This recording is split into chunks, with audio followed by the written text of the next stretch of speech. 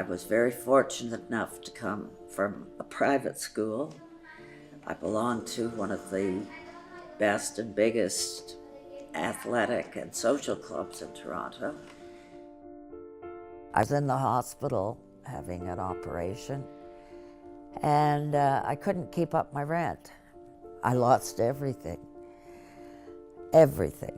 I went straight from the hospital to the YWCA on Woodlawn.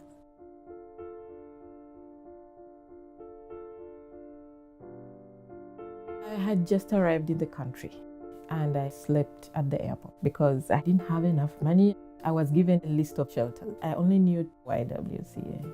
When folks come to First Stop, they go through an intake process, which helps the staff understand what the needs are of the client. And then they are assigned a primary worker and a housing worker. First Stop is very, very important to women. We are very vulnerable. If we are on the streets, so many things can happen to us.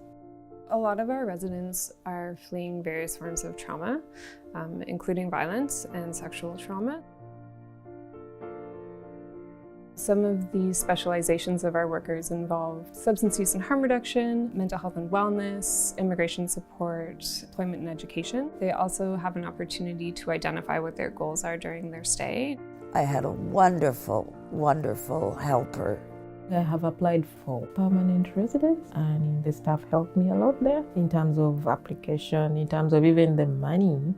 My goal is to get a full-time job. Currently, I have a part-time job. One of the really unique things about First Stop is that we have shared rooms and single rooms. The shared rooms look like 3 or 4 people sharing a space together, and the single rooms are really unique to First Stop. We can use those rooms for folks who have maybe significant trauma, persistent mental health, maybe problematic substance use, and give them the privacy and the dignity that they need in those moments.